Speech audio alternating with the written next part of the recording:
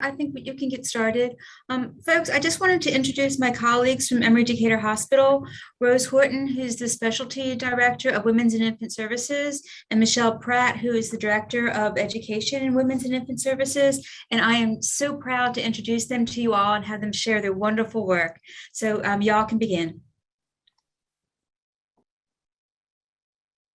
Thank you. Thank you so much, Darlene. Thanks everyone for taking time out and having lunch with us. So we're happy to have you and encourage you to please participate and maybe put something in the chat while we're doing the presentation. And I'll look at the chat, or Michelle will look at the chat. So this presentation has been approved for a CNE. Yay, you get CNEs and you get good knowledge and education. So we're happy to do that. So our objectives for today are as listed here.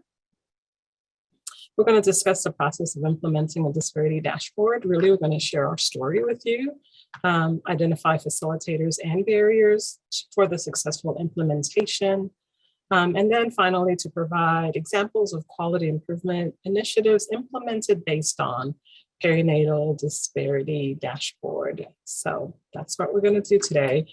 So we'll go ahead and get started. And I don't want to make any assumptions that you know everything there is to know about us. So we'll tell you about our story. So we're Emory Decatur Hospital, formerly known as DeKalb Medical. We're in Decatur, where it's greater. We're doing about 3,500 births a year. We have a level 3 neonatal intensive care unit. And what that means is we can see all babies, just those that need surgery or need ECMO, or those that we don't see. So we have a big NICU, FYI. And we're also baby friendly, designated since 2014. The important caveat to that is that, not to brag, or maybe to brag, we were the first baby friendly designated hospital in the state of Georgia. So we're super proud of that. So that's a little bit about us.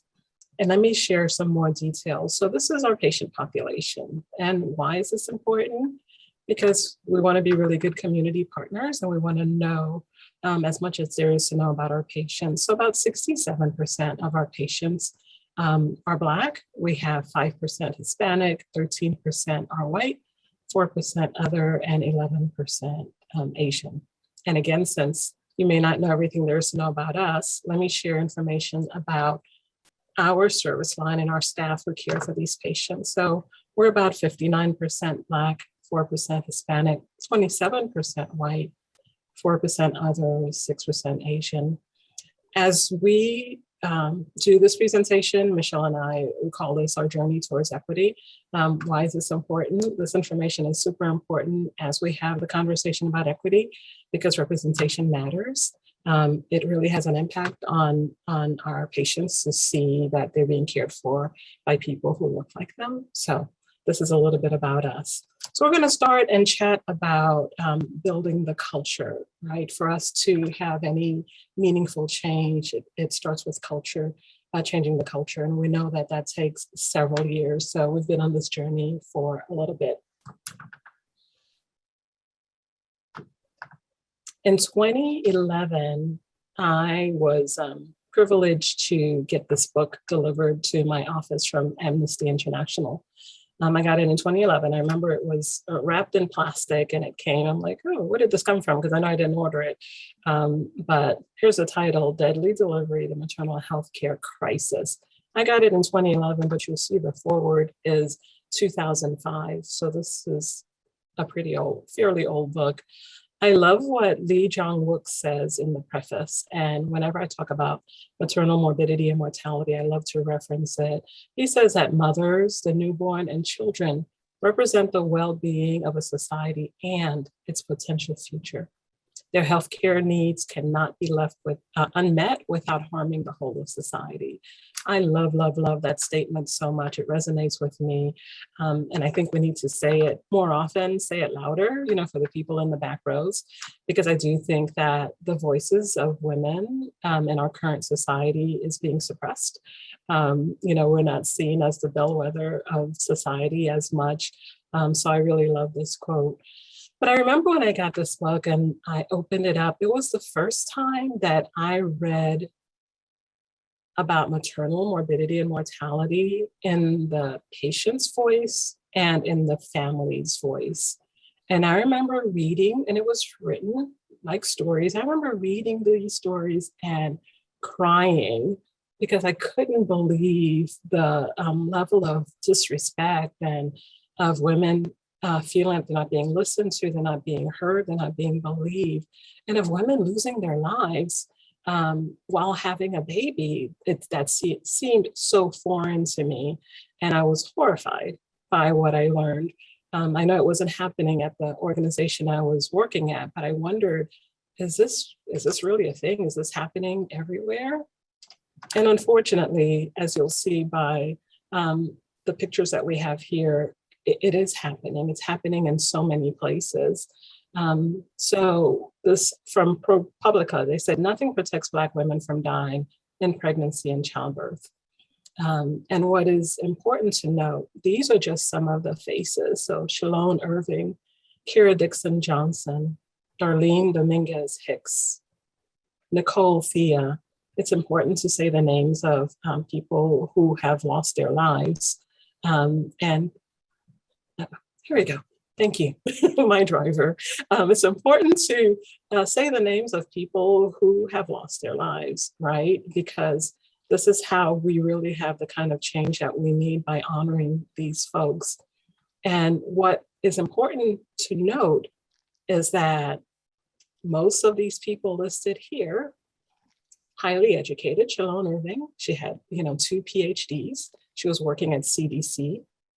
Kira, entrepreneur, and pictured here with her husband, Charles. We'll talk about him a little bit later.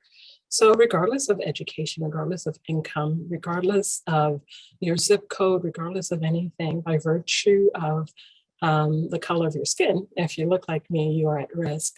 So what we've come to find out that it's really not necessarily about any comorbidities. It's more so about something else. I'll tell you, in about 15 years ago, I remember reading a lot of peer-reviewed journals and other articles that would talk about comorbidities or high-risk situations that would happen in the birthing world. So things like preeclampsia, hypertension, preterm birth, low birth weight infants. I remember reading about that. And one of the risk factors that was always listed was race. If you're Black, you're at a high risk for that. And I remember thinking the first time that I saw that, and then I saw it so many times subsequent, I'm like, wow, it kind of sucks to be Black, right? Because I can't change the color of my skin. So by virtue of my skin, I have a predisposition to these. But what we find out with really a great amount of research and dedication is that it's not necessarily about that. Race is not the risk factor, it's racism. It's actually how Black and brown people are treated that impacts them on a biological basis. When I first heard about that, it was mind-blowing for me because we didn't know that, right? We didn't know that 10, 15 years ago, that racism played such a significant role. So we're talking about cause and effect, no longer a correlation, but more like cause and effect. And it's not an easy conversation to have, right?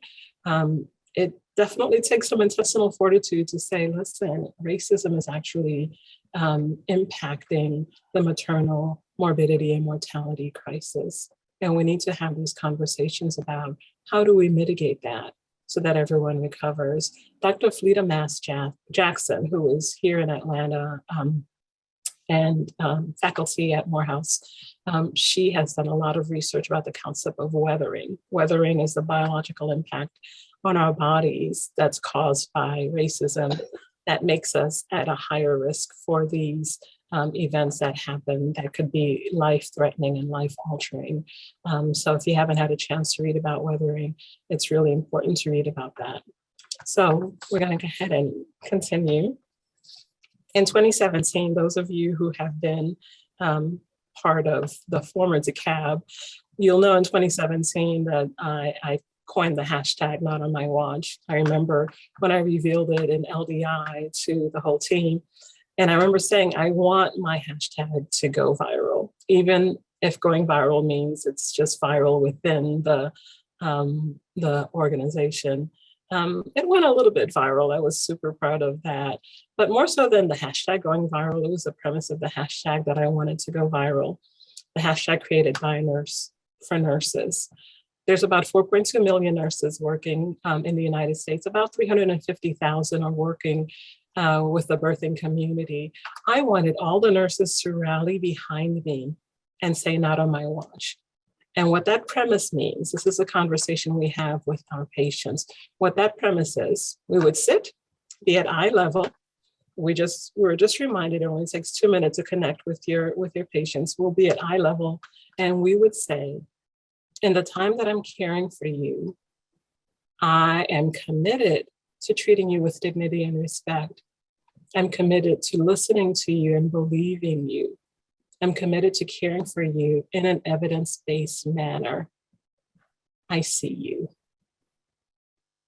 That's it. That is all that I wanted us to do, because what I believed in 2017, I still believe today, that nurses can change the trajectory of morbidity and mortality. So that was our foray into our journey towards equity. It started with the hashtag, and you can't have a good hashtag without having great t-shirts to go with it, right? Because that's what we do. That's what we like as nurses. We love to have our t-shirts. So here's our team. This was taken at 2019. You'll see a couple of familiar faces here on our team. So we started having the conversation with the team about our journey towards equity, because that's how we change culture, right? By having everyone on board and making that agreement that this is something that's important and that we want to lead by example to have this conversation. So we did a fair amount of education within our team to talk about the impact that this is having on our patients. So we started a journal review club for the leadership team. Along with the journals, we had books. In the 4 years, we've read several books. We have a book club and a journal club. But these are some of the articles that we read. The first one on the far left, Racial Discrimination and Adverse Birth Outcomes. This is in the Journal of Midwifery. This was the first article that we read together, and it transformed everything for me. That was the first time that I heard about the concept of weathering. So we started as a team to have these conversations. And as you look, this is not all inclusive, but as you look at some of these articles, some of them are peer-reviewed journals, some of them are not. CNN, USA Today, New England Journal of Medicine. So we were pretty comprehensive in getting several voices, because we wanted to make sure that we had a really comprehensive look at what is the problem. So we took it from there, because it can't just live with the leadership team. And I knew that they were sharing and disseminating information to the rest of their teams. But we also took it to our quarterly meetings. So regularly, I meet with the entire service line, because I want FaceTime with them. We all get into daily several times a week to get everybody in, all 300. So I started incorporating that in our service line meetings, because I wanted everyone to know. Birthplace Lab did a really great meta-analysis that was released in, I believe it was in June of 2018, talking about the experiences of mistreatment in birth. Really, really hard to read what people were saying. We looked at this really great video, Systemic Racism Explained, Microaggression. You'll see everything that we talked about. And I also asked everyone to please do the implicit associate test, the IAT from Harvard, because that is a great way. And they have several surveys that you can take. I ask everyone to start with the one on race, because it's really important for us to be aware of what are our biases. We all have biases, right? Biases are not good or bad, they just exist.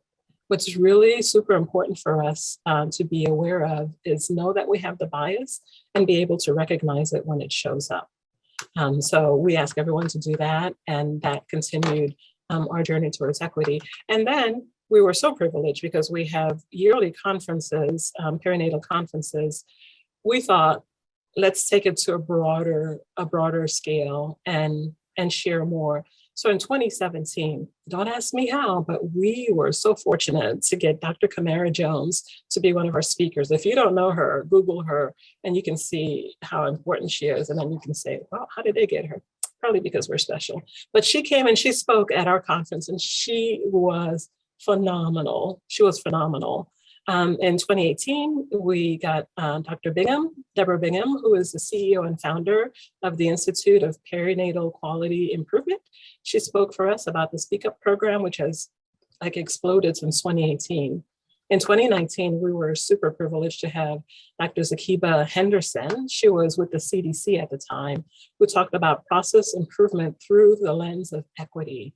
That was life-altering as well. And Michelle will talk a little bit more about that. And we also were privileged to have Charles Johnson, and I showed you his picture earlier. He's the husband of Kira Johnson, to talk about her story. And there was not a dry eye in the room because there's nothing more powerful than someone telling you their actual story. In 2020, we had Dr. Clifton Keenan, a lovely friend of mine, to talk about emancipatory lactation. And that was like a mic drop moment as well. And then Dr. McLemore, geez, oh man, Michelle, we have really good friends. I'm looking at this over the years. Dr. Monica McLemore, she spoke about racism, not race. And she's a prolific speaker, writer from UCSF. And she was phenomenal. And then just last year, well, this year, it's still 2021, for our conference, we had Renee Byfield, who is a program director at Speak Up. She spoke about bias in care. We also were really privileged to have a panel discussion of women sharing their birth story, sharing their experiences. And that was so great for all of us to hear, again, in the voice of our clients, our patients, about what their experience is. And I think everyone had pretty noteworthy aha moment after that happened. So I'm going to hand it off to my partner.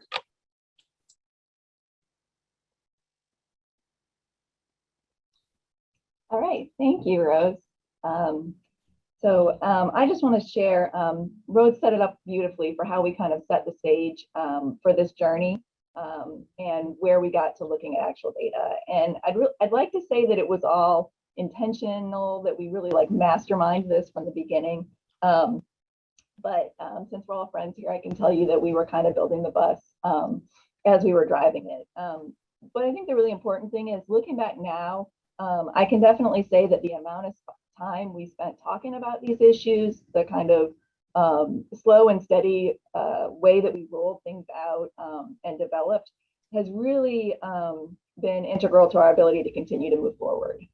It said a lot here at the DOU, go slow to go fast. And I think that that was something that we definitely did, whether it was intentional or not. Because this is a marathon, not a sprint. But as fortune would have it, we were launched into the data portion of this journey, which is my nerdy favorite part of this. When I attended a meeting where Dr. Zakiba Henderson, she's now the Senior Vice President and Deputy Chief Medical and Health Officer for the March of Dimes, was speaking on QI and racial inequity. And in that talk, what she said was, there's no quality without equity. And certainly lots of people have said this or something similar, but I credit her because she's the one that really sparked that light bulb moment for me personally.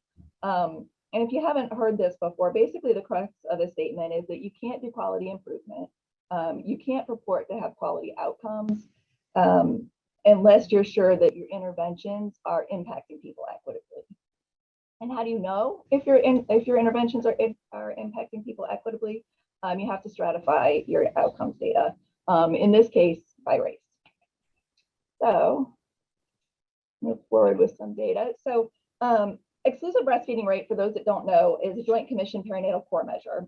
So like most maternity centers, this is something that we have been collecting from pretty much, it feels like the beginning of time. We collect, we report every month for years now. If you're not in the perinatal space, these are things, this is kind of akin to like CLABSIs or falls or pain reassessment, nurse communication, things that are always top of mind on your individual units. So these are our data since we started our journey to become a baby-friendly hospital back in 2010. And what you can see, and what we've been proudly touting, is that journey has resulted in a pretty steep incline in our exclusive breastfeeding rates from the time we started to when we were designated. And then we continue to have a more moderate but continual improvement in our 5 years after designation. 2020, nobody talks about 2020. I think we all know the challenges that were there, but we're resuming our progress in an upward trend. But after I heard Dr. Henderson speak, what I realized we really needed to be doing was looking at these data by race. So when we stratify these data by race, we see a more complicated picture, right? Yes, our breastfeeding rates have increased across the board, but for our white patients who are noted here in yellow, you can see that they have much higher rates overall. And the inequity between those rates and the rates of our patients of color remain fairly constant despite the numerous interventions through the baby-friendly process. So I think this really just illustrates Dr. Henderson's point. You know, if we're not looking at our numbers by race, all we see is a steady incline. We're happy with that. We say, oh, we're doing great. Just keep up the good work. Nothing to see here. Keep it moving. But when we drill down and look by race, we see, no, wait a minute. There are some significant opportunities that we have here to improve. So as soon as we got these data, we started sharing them in meetings, various staff meetings, department meetings. And I put this slide up there, and we kind of asked people for their first impressions. What does this say to you? Why are we seeing this? What do you think? And you're welcome, if you have thoughts, to drop them in the comments about what you think these breastfeeding rates indicate. But I'll share that we, by and large, it didn't matter what meeting we were in, we got the same two answers. First, folks said, well, I think it's lack of education or lack of prenatal care, maybe. And then second, well, why is the Asian number so low? And so what was odd, I think, to us was that nobody wanted to talk about our largest population group, right? 68% of our patient population identify as Black. And then nobody wanted to talk about the role of healthcare providers. Kind of our initial reaction was, well, they didn't get prenatal care. Well, they didn't have education. So we realized we needed to kind of take a step back. And so first we dug a little deeper into the data, and this is what we found. So this top line, again, is our overall exclusive breastfeeding rate, which we already showed has some pretty steep disparities. The second line shows the percentage of our patients who do some breastfeeding in the hospital. And what you can see across the board, we have excellent initiation rates and really no difference by race. So that's fantastic. We're doing a great job at getting people started. Our patients do know that breastfeeding is important, and we're helping them with that. The next thing we looked at was the third line, which you can see tells us who wants to exclusively breastfeed. So when they come into the hospital, do they have a goal or an intention to exclusively breastfeed? And you can see that there are disparities, right? And there's a lot of structural factors that I think impact, or that we know impact in our society. Who has family leave, the ability to take breaks for pumping, a lot of things that make breastfeeding possible. And then there's also historical factors ranging from the legacy of wet nursing during slavery to predatory marketing by formula companies to African-American families that continues to this day. So all of that can be overwhelming, right? Especially for hospital-based nurses, the lactation teams, we're only seeing people 2 days out of their lives. How do we combat those large structural forces? So what we've done is we've shifted our focus to this bottom line, which is just looking at those patients who intend to exclusively breastfeed. They come in with that. How successful are we at helping them meet that goal? And you can see we still have inequities here, but that is something that's within our power to impact. These patients come in wanting to breastfeed. Can we get them where they need to be? So I think having these numbers, sharing these data, it really takes this idea away that patients don't want to breastfeed, that it's providers that aren't educating them prenatally, they're not getting prenatal care. We throw all that out. We just look at those patients that want to do so. So next step on the journey was digging a little deeper into ourselves. So we went back to that tried and true method that Rose talked about, our journal club process, and we included this in leadership meetings as well as with our lactation team, who is about 60% white. And it was really impactful. This is a great article. It really caused people to reflect on things that maybe they had thought or things that they had said and done. And it gave us a little different perspective to see ultimately how bias can impact the level of support that patients receive in the hospital, that receive in the hospital. So really awareness is the first step. So before I get to the thing about building the actual disparity dashboard, I want to return to that statement that Rose shared earlier and that I accidentally shared a couple times because I couldn't control the slide, was that it's racism, not race, that's the risk factor. So if you're thinking about implementing disparity dashboards on your own unit, I would really recommend that you get this clear in your head, in your words, and also in the framing of the data that you present to your colleagues about that fact. So race isn't a social construct. Race is a social construct. It's not a biological one. So it's not the amount of melanin that impacts somebody's ability to produce breast milk, right? So if you find yourself pulling on concepts of social determinants to explain away disparities, remember that those determinants are the result of a long history of structural and political racism. So if you feel uncomfortable, if you feel yourself saying, yeah, but before you move forward with sharing these data with your team or driving your team to do this, consider reflecting, doing a little more background work, especially if like me, you're a white person doing this work. I would just say, make sure that when you're exploring, you're sharing, and you're talking about these disparities, that you're not perpetuating the problem or doing more harm to your coworkers and patients of color. So with that said, let's get into the nitty-gritty of how to build an actual dashboard. The breastfeeding information has been kind of a pilot project for us, a chance to get our feet wet, explore our disparities, but building a larger dashboard was really born out of this patient safety bundle. So AIM produces many evidence-based bundles in the perinatal space that are for best practices. So we've done, for example, postpartum hemorrhage. There's a bundle around gestational hypertension, neonatal abstinence. And this particular bundle kind of lays over top all of the bundles in seeking to reduce racial and ethnic disparities across perinatal care. And one of the steps of many is to implement this dashboard. So the bundle really gives us a great suggestion to start stratifying our data and reporting what we find, but it doesn't really tell us like what metrics we ought to be collecting. So the good news and the bad news is that you have an opportunity to kind of determine what makes the most sense and will have the greatest impact for your teams. So there's a lot of factors to consider, and I'm going to go through these and talk about some things that we considered, give some suggestions if you're considering doing this in your own unit for how to sort of think about what metrics might be appropriate. So the first category, I really consider these things to fall into the category of like, how important is your data? Are your data? Do these things matter? Is the first question.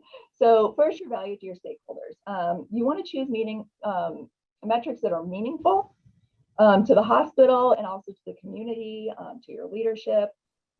And basically, those are probably going to be the things that you're already measuring, you're already reporting, you may be held accountable for them on your annual reviews or with your team, NDNQI stuff, joint commission core measures, HCAPs, all those sorts of things that you're already measuring.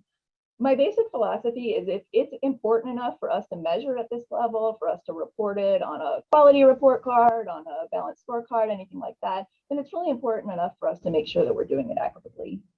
And then one thing to remember is that the people you serve, the patients, are actually your biggest stakeholders. And Dr. Monica McLemore that Rose mentioned earlier, as well as Dr. Karen Scott, have both done some really great research on community-led research in the perinatal space. And, you know, instead of just focusing on what matters to us as clinicians or administrators, there's a process for working with the community and finding out what are the outcomes that matter to you.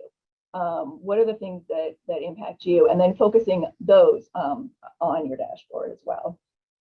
And then I think next with this, you really want to know, are the metrics ones that you can, your particular team can impact. My team sometimes gets focused on, well, what's happening prenatally with breastfeeding education, but my team doesn't see patients prenatally. So us doing a lot of work around a metric that we don't influence is not necessarily a great use of our time. Um, and then finally, the last one, which I think is important, is there a connection between the metric and equitable care? Example for this is, for example, our mother-baby team. So one of the metrics that they report, they're held accountable for, and they have an impact on is a newborn screening error rate, right? It's blood collection, how well are they doing? But that's not something that we can really relate to equity in care. So, so that may be not something you would want to include on a dashboard. And you probably have similar examples in your own unit. The next thing I think to think about is really a matter of logistics. So what are you currently tracking? What's your process like? Are you doing it manually? Are you running internal reports? Do all or most of your metrics come from like clinical or quality or clinical analytics department? I am lucky to be able to have access to pull our reports from our EMR.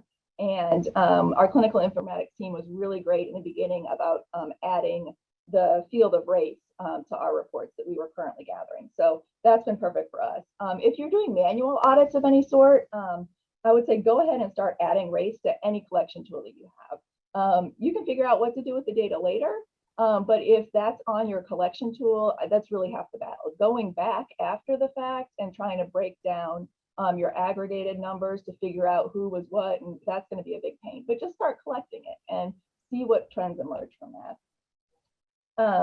And then if you have reports coming to you from a system level, it's a great opportunity to connect with those teams, find out what's happening at your system or your operating unit level, and what opportunities are underway there.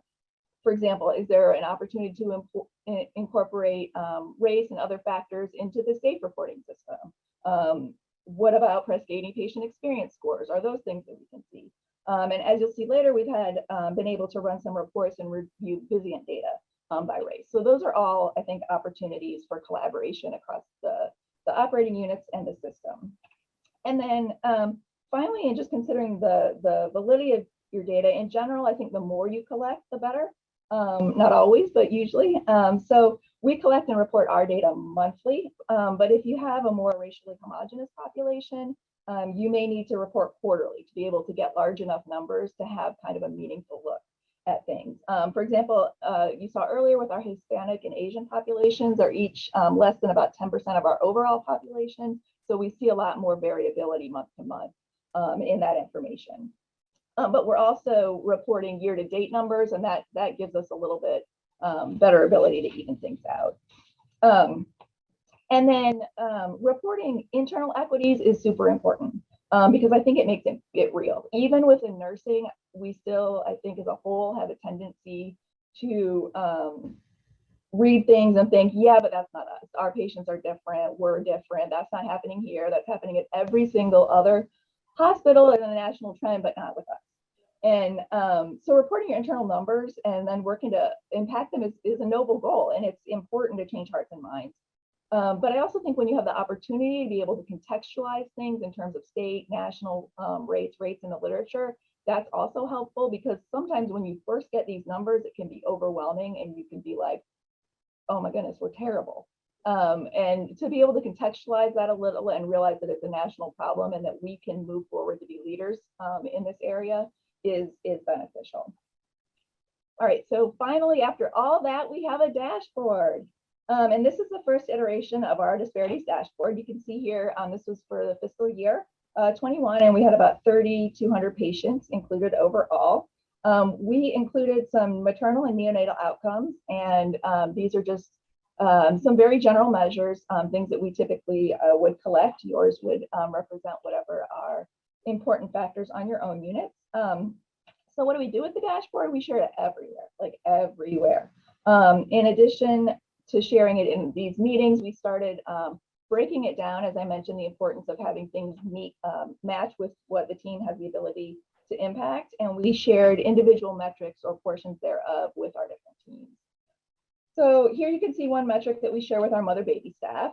This is that we share the overall dashboard, and then we share this, which is the breastfeeding success rate for the patients choosing to breastfeed by race. And you can see the blue is Asian, gray is Hispanic, orange is Black, and yellow is white. And the black line represents our overall percentage. And what you can see right here from February to March is we had a really big kind of jump there. And that was fantastic. And if anybody has a guess of what they think we might have done, you can toss it in the chat. I won't hold you in too much suspense, but all we did was two things. First, we asked the mother baby nurses to really be intentional about their conversations with their patients and find out who had a personal goal to exclusively breastfeed. And then second, and you guys are going to love this, we reported it every morning in tier 1 huddles, and it was added to our huddle board. And so, for example, they would say, today we have 10 patients on the unit who intend to exclusively breastfeed. 8 of them are still meeting their goal. So that made us more patient focused in what we were doing. And it also set an understanding and importance to focusing on this metric every single day. And it's great. You know, it made a huge difference. So never doubt that the power that you as an individual nurse have in when we work together, the great power that we can achieve. So here's another example of an individualized metric. So this is what we present to our OB groups, right? And you can see here, these are the groups separated out. And when we share it with them, we include their names. But it's their patients with their intent to exclusively breastfeed by race, and then the percentage of patients who meet that goal. And this really takes that question of, well, are patients getting enough education prenatally to the folks that have the opportunity to impact that number and to know whether they're doing it equitably. And then here, the last metric is this one here that we share with our labor and delivery team. So this is the percentage of our patients that breastfeed in that first hour right after birth. And we separate that out as well by race each month. And what you can see here is that we're doing a pretty good job. We've got a much less disparity between the groups there. So this is what we share with our labor and delivery team. And then I will turn it over to my colleague to take the next part. Thank you. So that was great. So now we're going to talk about what happens next. I remember when Michelle came and said, hey, I have a question. I want to make sure that we're doing everything appropriately, and I want to make sure that we're not causing harm and adding to the problem. And it was so funny. I had just read an article about disparity porn, and she's like, I don't want to be part of disparity porn. I'm like, oh my goodness, Michelle, calm down. We are not doing that. But I think this is really important for us to see. So Dr. Karen A. Scott, who is brilliant, she was with UCSF as well, and now started her own business.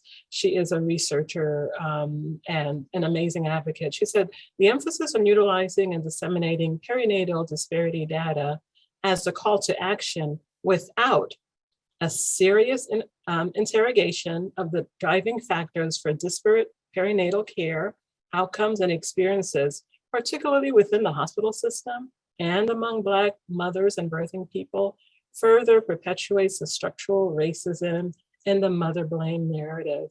And that's a great comment that she made. And we hear the mother blame narrative quite a lot. And many times there's no intentionality towards it, but it's the conversations that we've had all the time. As Michelle talked about when we had our service line meetings and we asked folks, well, why do you think the numbers are as bad as they are? There was a lot of mother blaming. Oh, they didn't get education prenatally. Oh, they don't really want to breastfeed. They. And that's exactly what that is, mother blaming. So we have to be careful as we continue in our journey towards equity that we're not contributing more harm. The next picture that you'll see, I love it so much, and I know you've seen it many places, and it's about talking about the difference between equality and equity. You know, we all know that equality is being fair. You know, you have to be fair, everybody gets the same thing, yay, yay, yay. But the assumption that equality makes is that everybody's starting from the same vantage point, right? And the truth of the matter is that's seldom the situation.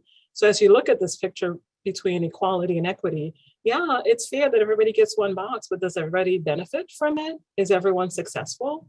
Does everyone need it? I don't think so. You know, I say jokingly that the guy in the yellow pants inequality, he doesn't need a box. And now he's at a fall risk. He's going to fall right over the fence because he really doesn't need it. You know, and our little guy there, yeah, he got a box, which is fair, but it's doing him no good.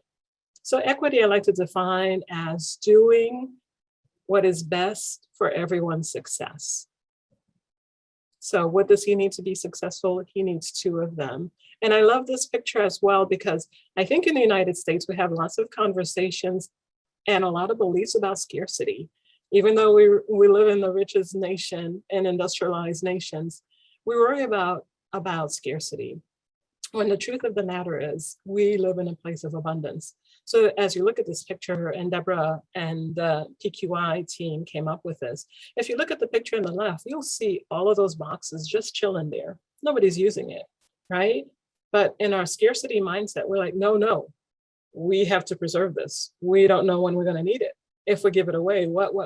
You know, we'll do all the what ifs.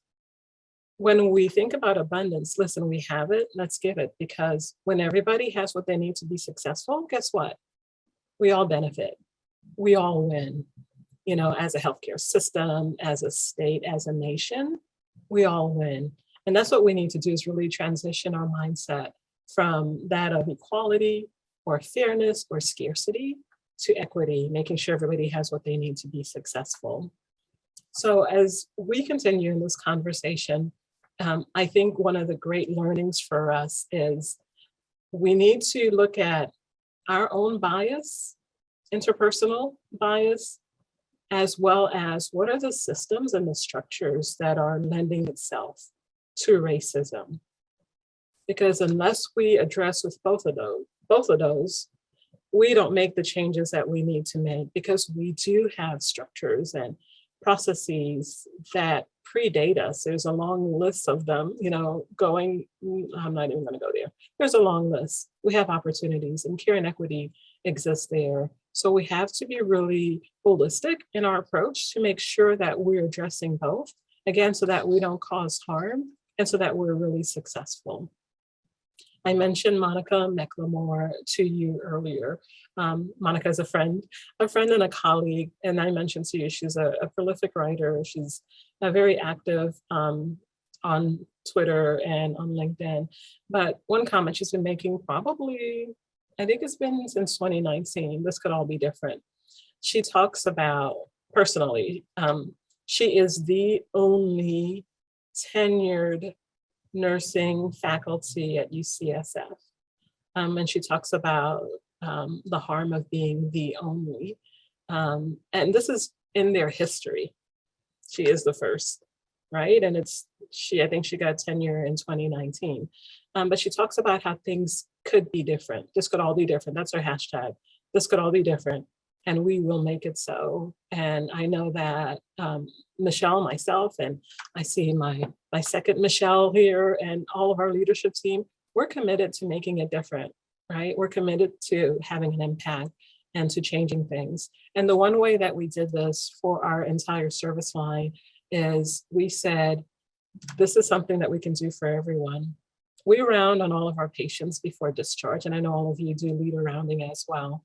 And we clustered all of our comments into 4 big buckets. There was food, which is important for people who just had babies and have been starving, through labor. Food was one of the buckets. Timeliness was one of the buckets. Timeliness and responsiveness. And we had another bucket that was courtesy and respect. And when we started putting things in buckets, courtesy and respect far outweighed everything else. So we're like, okay, we need to focus on courtesy and respect. So we created a 3-hour workshop on courtesy and respect. And then we took it a step further. We started looking at that data. We stratified it by race, because the rounding sheet is something that we created, we control. So we put race there to see, hey, how does our white patients, and we just said black, white, and other, how does our white patients versus our black patients feel about courtesy and respect?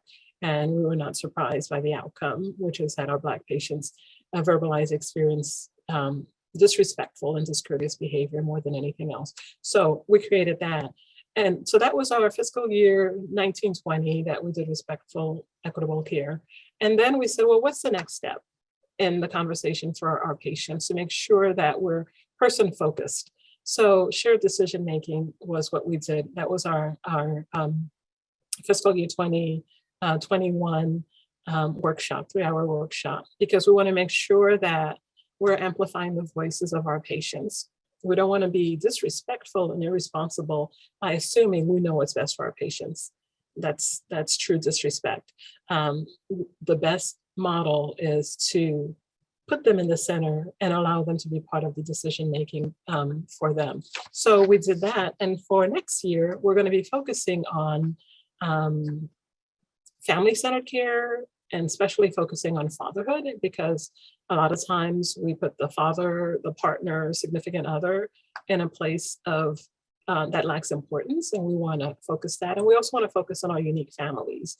Unique families may be adoption, surrogacy, LGBTQ. That's going to be our focus for this year. So as we look at person-focused, culturally humble care, again, everything that we do, we want to make sure that we're doing it with a lens of equity, that we're bringing in all the key stakeholders to be part of the conversation. And key stakeholders definitely includes our patients. We want the voices of our patients because we want to be successful in all of our endeavors. And then that leads us right to my partner. So the flip side of individualizing care and making sure that everybody's getting what they need, we also have some opportunities to standardize some care or standardize processes to kind of mitigate that internal bias. So I'm going to give you an example of that that we did with donor milk. All right, so we started using shelf-stable human donor milk on our mother-baby unit about 6 years ago. It was in a response to the fact that we had a new provider on board, and their particular clientele was very focused on breastfeeding, which is fantastic. But they were focused to the point where they'd rather have their hypoglycemic baby go to the NICU to get an IV than to receive formula. And so we were trying to keep babies out of the NICU unnecessarily. So we started offering donor milk really on a case-by-case basis as an alternative for formula. That provider eventually moved to a different facility, but our donor milk option remained. But it was really still on a case-by-case basis. It was kind of at the discretion of the nurse or the lactation consultant to make that decision of like, oh, I think you really want to breastfeed. I think, this is really important to you. So let me offer this resource that we have. But once we started talking about racial inequities and bias, some staff came forward. It was actually a patient care assistant that came forward first and said that they had concerns that this case-by-case process was inherently biased, that we were leaving too much up to the individual clinician to judge or decide how much somebody really wanted to breastfeed, and that when they were in rooms and seeing parents and stuff, they felt like the conversation wasn't happening the same way for all patients. So we went back to the data. That's my tried and true. And what we saw was this. So we did have disparities in donor milk use, but we didn't have any real way at that point to know if the milk was being offered equitably and just accepted at different rates, or if it was really not being offered to all in the same manner. So this gave us an opportunity to really focus on standardizing the process. So we changed the process and said, this is the information that we're going to give all breastfeeding parents who request formula or require supplementation. So this should be your first step for everybody, not just for a patient who, seems like they really want to breastfeed or seems like they're going to give you a problem if you have formula as an option. So after implementing that new standard practice, this is what we see. So again, the blue bars represent the differences by race in the use of donor milk previously when we had no structure. And then the red bars show what happened when we standardize our process and say everybody gets offered the donor milk. And you can see across the board, more people use donor milk when we offer it consistently. I don't think that's terribly surprising, but what we also see is much less disparity among the groups. And even more exciting, you can see here that when we look at how consistent offering of donor milk, helps folks to meet their exclusive breastfeeding goal, you can see that it does have an impact. There's less disparity between the groups in reaching that goal when everybody has equal opportunity to use donor milk. So that was a great opportunity and a great win for us and for our patients, more importantly. And then, so what's next for us? Just in closing, I'm going to go over a couple things. So our next steps as far as data is that we would love to be able to report patient experience, particularly around respectful care by race. We know that our HCAP scores have really increased in the Women's Tower recently, since we did our respectful equitable care class and our shared decision-making class. So we're super excited about that, but we'd like to be able to see how that impact has occurred specifically by race. In addition, we want to start looking at disparities by language. If you're not familiar, we do serve a large refugee population. Over 41 languages are spoken by the patients that we care for in maternity services here. So we want to look at what the impact of limited English proficiency may be. And then finally, our dashboard currently focuses on outcomes, but we hope to start looking, as Rose mentioned earlier, a little more at specific processes in care. So things like the treatment for elevated blood pressure, how quickly is that occurring by race? Pain assessment, pain's a huge one. Pain reassessment, are we doing that equitably? And things that really get more at the specific care we provide, not just the outcomes. And then finally, I've heard a rumor that Epic comes with a lot of data and reporting and fun stuff like that. And so I'm super giddy about all the nerd possibilities that exist for that. But then also really importantly is we're connecting our work in maternity with operating unit level teams, using kind of our experiences and the lessons we've learned to assist with that work. The DOU has 3 DEI teams that have been intentionally focusing on the community, the workforce, and outcomes here at the hospital. And so our DEI health and wellness team in particular, and a lot of you guys are on the call today, so great to see everyone, has begun to examine some of our metrics by race. So we were able to get this snapshot for likelihood to recommend from our patient experience team stratified by race. You can see here both the variation in the patient population size by race at our facilities, but then also some suggestion of variation in whether patients of different races are likely to recommend us to their friends and family.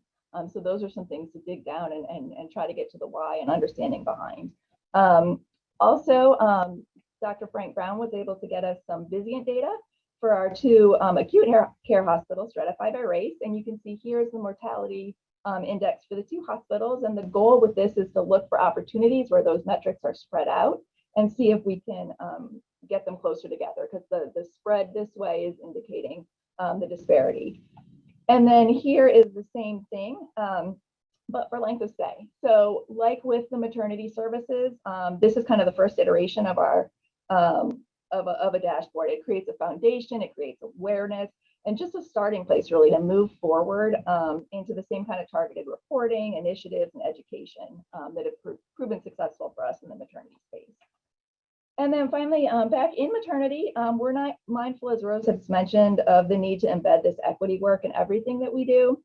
We have established a perinatal equity council within our service line that seeks to bring clinical nurses and other frontline staff into this equity work. And then we're also collaborating extensively with some community groups. We're lucky here in Atlanta to have some, local and national based organizations that are focusing on these very same things. So we follow their leadership there when we can. And we're hoping to be able to eventually develop a patient family advisor council that's specific to our service line that really represents the diverse voices of our patient population. So then in closing here, if there's one thing that you take away from this presentation or one lesson tip for success that I can say through all of this, it would be listen to Black women. So I put the asterisks on there because that's who we primarily serve in our service line, Black women and birthing people. And this is where the stark inequities lie, both within our facility and across the country. So you may have other patient populations, other groups who are also marginalized and experiencing inequity. And I would say to be successful, you need to go to your data, go to the literature, find out who they are, and then listen to them. whoever they are. Of course, we listen to all of our patients, right? We serve all of our patients, right? But when you're seeking to overcome barriers, to develop new ways to ensure equitable care, I think it's really important to give an intentional ear to the people that are being impacted. They know these problems, they've lived these problems, and honestly, they have the solution. They know what will work. And then finally, just as a white person doing this work, I'd say do more listening than talking. I admit that that is a challenge for me sometimes, but it's important to get out of the way, lift up, amplify work that's already occurring in the community, you know, but also do the work. So don't leave the responsibility of, you know, teaching anti-racism to the 1 or 2 Black nurses on a team or on a committee. We've got to take responsibility for learning for ourselves and seek out opportunities to grow. Never want to shift the burden to those that are already burdened by the system. So I think, you know, as Emery says, we're all in this together. And we want to thank you for the opportunity to chat with you here today, to share our journey and our experiences, and hopefully give you some tips as you look towards implementing similar programs on your unit. And with that, I can open it up if we have a couple minutes if anyone has questions. Let's see, we can update the chat. Hello, this is Kim Cooley at Emory Midtown. Wonderful presentation. You've done a lot of fantastic work. I am so jealous. I do want to say that I participated in the PQI Speak Up webinar a couple of months ago, and then just last week participated in GAP QC, which is the Georgia Perinatal Quality Collaborative. And so some of the things that you mentioned with maternal morbidity related to hemorrhage and different things, had an opportunity to hear Charles Johnson speak then. So some of the work that GAP QC is going to be doing is related to breastfeeding inequities. And so we received the baby-friendly NICU recommendations, I think earlier this year. So I was thinking about doing something with that, and it's looked like you ladies have already laid the foundation. And so I don't necessarily have to recreate the wheel, but I specifically want to look at the NICU population. This is our most vulnerable patient population. They're immunocompromised, they have immature guts, so many advantages to them receiving their mother's breast milk or donor breast milk.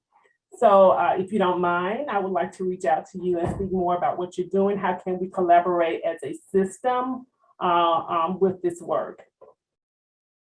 Yeah, that sounds great, Kim. And what we'll do is we'll partner you with our fabulous Michelle Kitchens, because we have been doing that work for some time, and we have really great data. I mean, our NEC rate is almost non-existent because of all the work that Michelle and the NICU team have done. So yeah, let's definitely chat. Michelle, you just got voluntold, but I know you'd be happy about it. So Mary, were you going to ask your question? I was just going to reference you. Hi, yeah.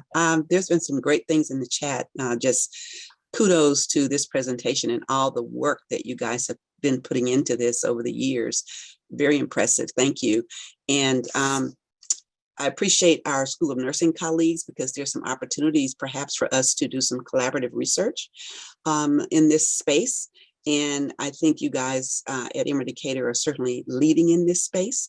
So let's kind of talk about it later off this screen. And I know Michelle and I have worked together on other projects, and Rose and I as well. So let's, Darlene, I see you there. So let's, maybe get together and have a conversation about some of the opportunities that even I'm seeing, the longitudinal study, we can probably get some grant funding to help support some of this work. So let's talk later.